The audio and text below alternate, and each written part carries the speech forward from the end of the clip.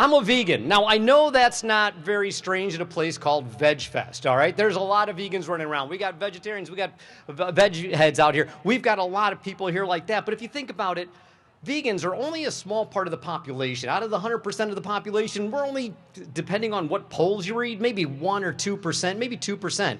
But there's something about that veganism, about me, that's even more unusual, and that is I'm an animal rights activist. Now, what is an animal rights activist? That's a very small group of vegans who they'll go out and do things. You might see us at rodeos protesting by holding up signs about all the cruel things that happen to animals inside. Or maybe you've seen guys that are chained up to the slaughterhouse fences so the trucks can't get in and bring the animals to come in and get killed. That was me. Yep, that's an animal rights activist. I'm not doing that anymore. I'm 62 years old. I'm done with that. I'll leave that for y'all that are much younger. But there's something about that activist which is strange because only 1% of vegans are activists. Only 1% of that 2%. So if 2% is right here, activists are only 1%. But wait, there's something else that makes me even more unusual. And no, it's not that I have hair to my butt. There's something about this that makes me more unusual. All right? And that is, I'm not just a vegan. I'm not just an activist. I'm a radical, fanatical, Bible-thumping Christian. Yep, that means I'm a Christian vegan activist. It could happen. It's getting much quieter out there right now. Everybody's looking at me freaking. No, thank you for a woo. I appreciate that. What does that mean? That means I believe that veganism is an essential part of my Christian faith. And I'm going to show you just how that works. Now, a lot of people are going to say, hey, Steve, that doesn't work. The Bible and veganism don't go together. Today, I'm just going to take about 15 more minutes to show you how that can be. If you don't ascribe to the same faith that I am, fine. It doesn't really matter. I'm not here to talk anybody into being a Christian or anything like that. I'm just here to share some information that's in this book that a large part of our population believes. So if you're going to share veganism with them, it's kind of good to get these basics down. So we're going to start that. Now, a lot of people will say, Steve, the Bible says you can eat animals. Yes, it does. But the question is, where does it say that? So I'm going to use this cone to give you an idea where. That's Genesis chapter 9 is the first place where God says that you can eat any kind of animal. And it wasn't cows, chickens, and pigs, and that's always a big mistake. A lot of people think it is. It isn't. It was specifically worms, snails, grasshoppers, locusts, things like that. But that's not the beginning of the book. That's Genesis chapter 9. When you read a book, where do you start the book? Do you start it in chapter 9? Do you start it in chapter 8, 7? No, you start at the beginning of the book. So let's go back to the beginning of the book. I'm going to use this one over here this is going to be Genesis chapter 1. All right? As you can see, there's about a 2,500 year history between here. Okay? A lot can happen in 2,500 years. So when you think about it, what is in that we need to know to understand this? That's when I'm going to break out the Bible. Aren't you guys happy you showed up today? Oh boy, Bible stuff. This is going to be like vegan Sunday school. I love it. That's why you came? Well, thank you. I'm so glad you're here. Now, the first line in the Bible, super popular. Everybody knows it. Genesis chapter 1. It's so common, even if you never... you've heard it. In the beginning, God created the heavens and the earth. Very simple. Then the next couple of verses in the Bible go on to describe the days. In 7 days, how God created everything. All right. But I'm going to give you a clue to understand what is important in there so you can do your vegan activism over there. All right. In the beginning, God created the oceans and saw that it was good. That's a great tagline. God saw that it was good. He says that several times, and it's all in the first chapter of Genesis. I'll explain why that's important. I'm going to go to verse 12, okay? God created the grass, the seed, the trees, the fruit. And again, what did God say in verse 12? It was good. All right, let's keep going. Verses 17 and 18, that's on the fourth day of creation. God made the day, made the night, and he saw that it was good. Okay, the fifth day is in Genesis verse 21. God created the great fish, the birds, and saw that it was good. The sixth day, verse 25, God made the beasts and the earth, on the earth, the cattle, and everything that crawls on the earth, and God saw that it was good. All right, I've repeated that an awful lot. God repeated it an awful lot. Moses repeated it an awful lot. What does that mean? We have one place in all of Bible history. Now, the Bible isn't just one book. Genesis is just the first book. There's Genesis, there's Exodus, Leviticus, Numbers, Deuteronomy. It's 66 different books that span thousands of years of history. Okay, you can't just look here and expect to understand what's going on there or going to go on over there. But back there, we have the very beginning, the only place in all of the Bible where God said it was good. One place. You see, what happened is Genesis chapter 3, I'll take a red cone here. Let's put 3 right about here. That's when sin entered the world and everything went down the toilet. And God's been trying to bring everything back right the way he wanted it in the Garden of Eden, when everything was perfect, his paradise, the way he wanted it to be when he said it was good. All right, we got one page in all of the Bible where it was good, and that was the Garden of Eden. And you know what? There was no death in the Garden of Eden. And when there is no death, there is no cheeseburgers. And just to prove a little bit more, we got some more information from Genesis, because I didn't finish that yet. Genesis chapter 1, verse 29. This is such a cloud. This one I do have to read the entire thing, because I want you to grasp this. This is so groovy. I love it. All right. Verse 29, God said, behold, I've given you every herb, every seed, every tree, and to you it shall be for food. He didn't say anything about eating any animals there. Remember, there's no death in the Garden of Eden. Eating animals was not a possibility. It wasn't even on Adam and Eve's radar at that point. Let me go into verse 30, because this is like a double 1-2 punch from God. All right? He says, and to every beast of the earth, every bird in the sky, everything that crawls on the earth, everything that has life, I have given you plants for food.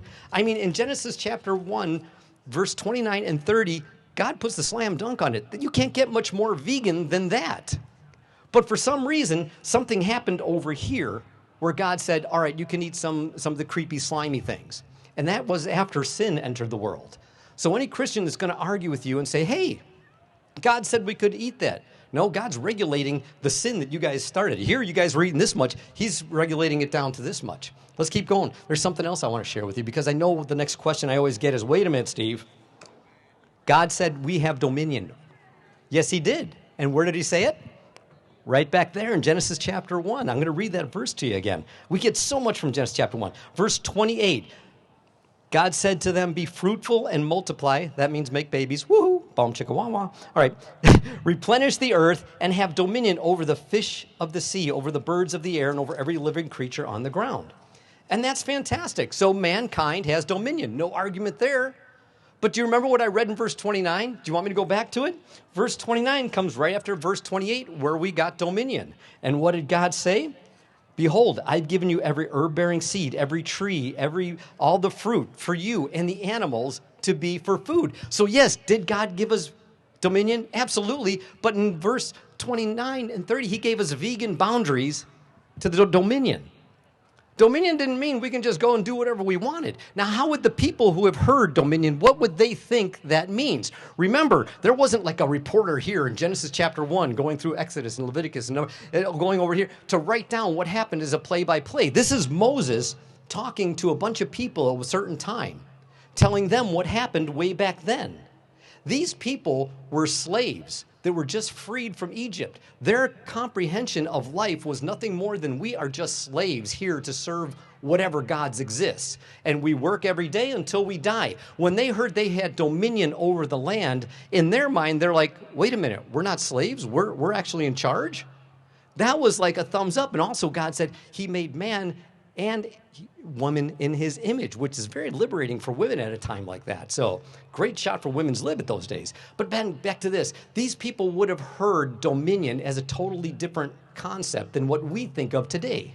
We think dominion is like, we're in charge, we can do this, we can do that. Nope, that's not the way they heard it, because think about it. These guys here, this was hundreds of years later, they were already eating animals. So when Moses, through Moses, told them, you have dominion, they were already eating animals, and then it said over here after dominion that your dominion has vegan boundaries. You will eat plants. These guys over here were going, oh crap, we're in charge, but we're also supposed to eat plants. And that's what they did during the Exodus. All the way in through the book of Numbers, you can read about for 40 years how God fed them bread from heaven. They didn't get to eat any more meat. There's more to go into that there, but I only have a little bit of time here, and I do want to touch on some of the basics for animal rights activists to use so that they can speak to Christians. I know the next question that I'm also going to get, so I'm going to speed through here real quick. Okay, the next one. Steve, what about only man was made in God's image? Well, that's true. And where does it say it? Right back here in Genesis. Everything a vegan activist needs is right here in Genesis chapter 1. Again, the only place in all of the Bible where God said it was good. And he said we were made in his image, but what did they know? Over here, when he said, hey, back there, you were made in my image, they're like, well, we don't know anything about you, God. What do we know? All we have is the 26 verses prior. And do you remember when I read them to you? What did God do in the 26 verses prior to verse 27? He said you can't eat plants. Or, excuse me, he said he's going to create things. That's all they know about this God of Moses, is that he was in the job of creating cool stuff. He created life. He created the earth. He created the sun. He created the moon and said it was good. As a matter of fact, after he gave us vegan boundaries in verses 29 and 30, in verse 31, God said that it was, no, he didn't say it was good. He said it was very good. After he gave us vegan boundaries, God then put a stamp of approval to go breaking his pattern of saying it was good into saying it was very good. We have one place in the Bible where God had it his way before humans sinned and messed up the entire mess. So that's an important part to think about. So the next question I would always get is, hey, Steve, didn't God make animals for food? Well, not according again to Genesis. Now we're going to take the next step. We've already finished chapter 1. In chapter 2, there's a real interesting part there. I got to read that to you because this will let you know what animals' purpose was in God's perfect world, the Garden of Eden, where there was no sin, there was no death. Genesis chapter 2, verse 18. The Lord God said, it's not good that man should be alone. Now to fix this loneliness, what did God do? Well, everybody thinks, oh, he made a woman. Yeah, well, that was in verse 22.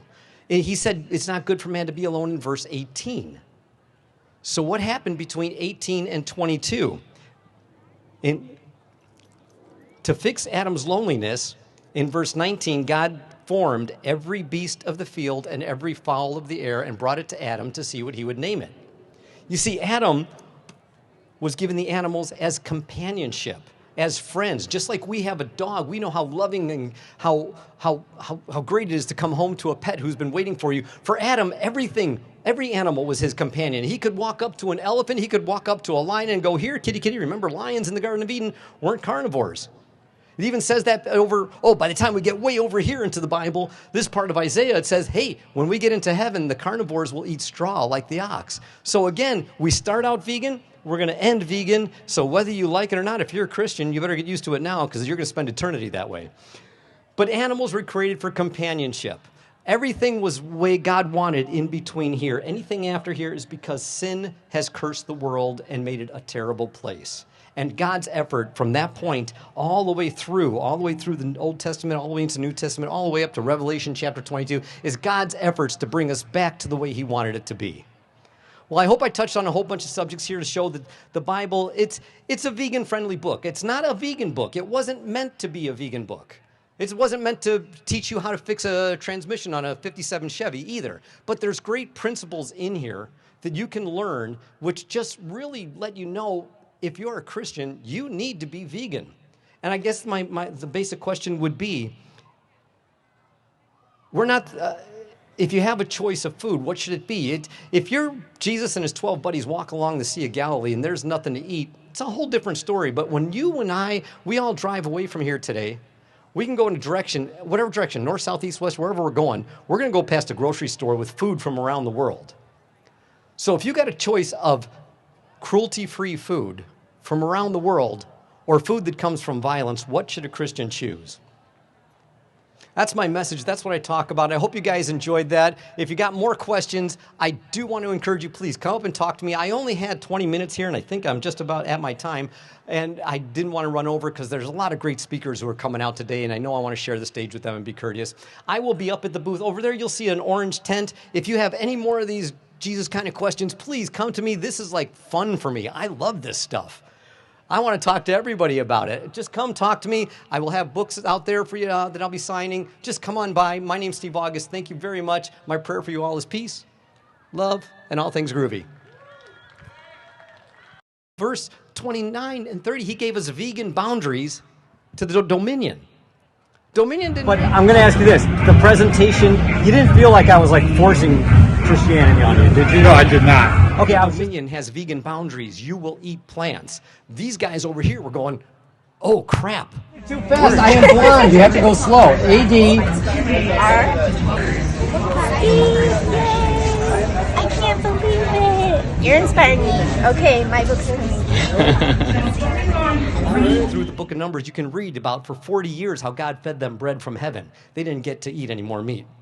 There's more to go into that there, but I only have a little bit of time here, and I do want to touch on some of the basics.